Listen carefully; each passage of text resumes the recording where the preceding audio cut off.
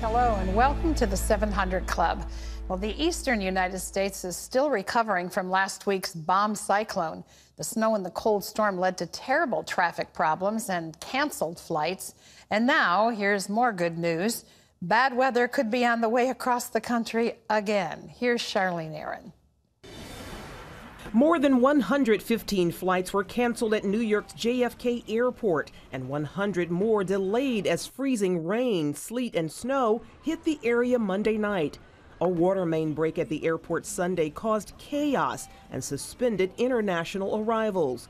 Frustrated passengers already delayed due to last week's storm were still experiencing delays Monday, some as long as 12 hours. Many travelers forced to sleep on floors, and suitcases sat in inches of water. There are people who have been here for almost 4 days who haven't slept, who haven't gone to a hotel, and who are still trying to find their luggage. This man spent hours waiting to pick up a loved one whose flight didn't have a gate. It's just frustrating, and I know a lot of people are here waiting for hours and hours. New York Senator Chuck Schumer is calling for a review. It seems almost everything that could go wrong went wrong. In the South, icy weather conditions made for hazardous driving. 15 people were injured in a 35-car pileup on I-75 in Georgia. And in Tennessee, drivers also encountered slick roads. Lake Michigan and Chicago, a sea of slush. Farther north, New Hampshire's Mount Washington was the second coldest place on Earth this weekend at -90. Out west, California could be facing mudslides from a storm with hard rains and high winds. Up to 5 inches of rain is forecast in some places. That could cause trouble for areas outside Los Angeles that have been hit hard by recent historic wildfires, with soil washing away from the bedrock as there is no vegetation left to hold it in place. Mandatory and voluntary evacuations are in effect for parts of Los Angeles and Ventura counties. I mean, look at the hill. There's nothing slowing it down. People are preparing for the worst by filling up sandbags. Water will come down my street. My fear is it coming up and over the sidewalk into my front yard and into my front door. Weather has taken a heavy toll on the country in the last year.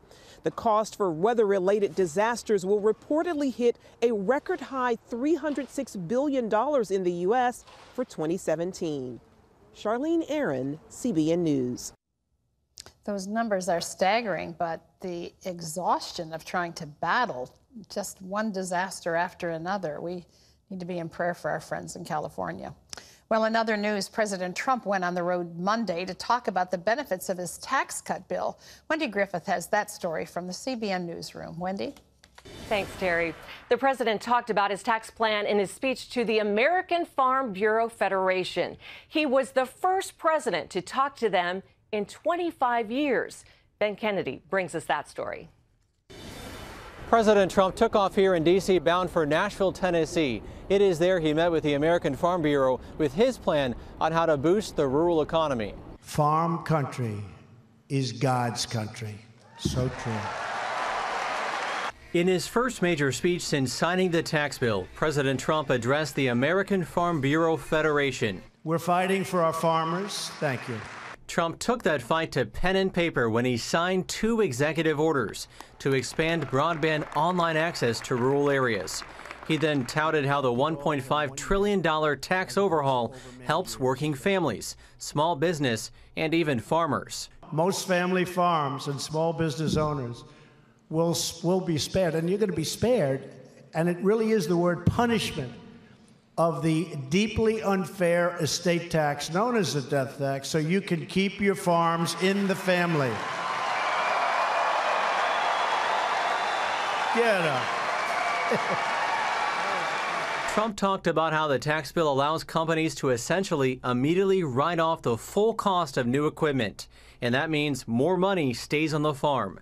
All American businesses, including American farmers, will be able to deduct 100% of the cost of new equipment in the year you make the investment. Trump is the first president to address the group in a quarter century, the last being George H.W. Bush back in 1992. I'm so honored to be the first president to address the American Farm Bureau in more than 25 years. Aside from the president's support, farmers now turn to Congress for help, hoping to secure more money for the upcoming farm bill.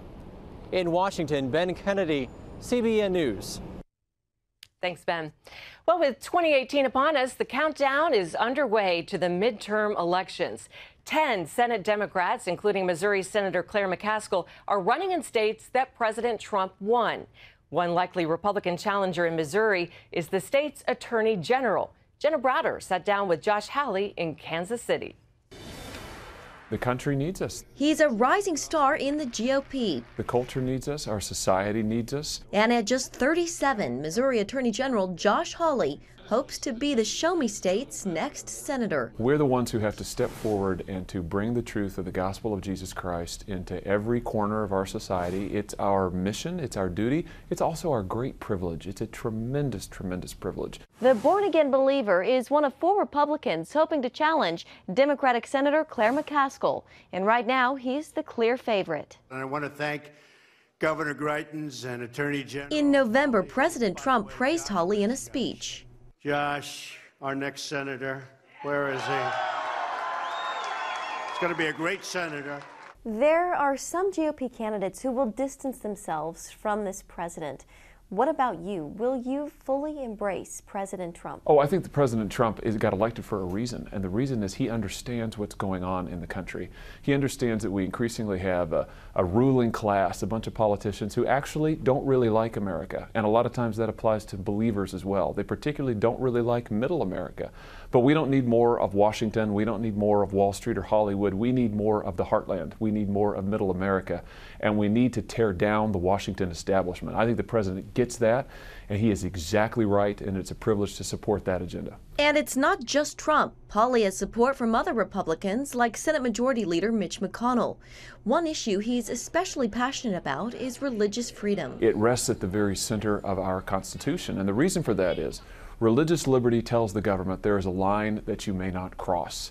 You cannot tell us what to think. You cannot tell us what to believe, who to gather with, or who to worship. It protects that all-important right of conscience. As Attorney General, he's fought human trafficking and gone after giants like Google and the pharmaceutical industry. McCaskill has taken notice and is already hitting hard, criticizing Hawley for running for higher office after only 1 year in his current position. I believe Josh Hawley has spent more time talking to the insiders in Washington the last 4 months than he has Missourians. Missouri went for Trump by 19 points, and his poll numbers there are still above the national average. That could put odds in the Republicans' favor, though we won't know the party's nominee until August. Hawley says he's ready, and with his family by his side, he's standing strong on his faith. Well, you know, I'm ready to serve the Lord, which is the most important thing. And my wife and I am blessed to be married to a wonderful woman who believes in the Lord Jesus with all her heart. We've got 2 little boys at home. And we feel like the Lord has called us to do our part in the public sphere, to stand for Him and to stand for the principles on which this country was founded. And as I see it, my job is to be faithful to those things and to leave the rest to the Lord, and that's what we're going to do. In Kansas City, Jenna Browder, CBN News. Thanks, Jenna. North and South Korea have agreed to hold talks on reducing military tensions, and North Korea will send athletes and officials to the Winter Olympic Games in South Korea next month. That breakthrough decision came after high-level talks between the 2 countries today. Talks between the North and South don't always go smoothly, but a North Korean spokesperson says Kim Jong-un wants to show the world that North Korea is not a dangerous rogue nation. Well, the University of Alabama football team has won another national championship. That's thanks to freshman quarterback Tuatung Ovialoa. Coach Nick Saban put the Hawaiian native in the game at halftime, replacing quarterback Jalen Hurts. The freshman threw 3 touchdown passes, including the game winner on the final play. That gave the Crimson Tide its 5th national championship under Coach Saban. Tunga is a strong Christian and told SB Nation why he decided to play for Alabama. I mean, first and foremost, it was their belief in God. You know, their belief in God was one of the biggest things that kind of struck me. You know, and that kind of lines up with everything in my life.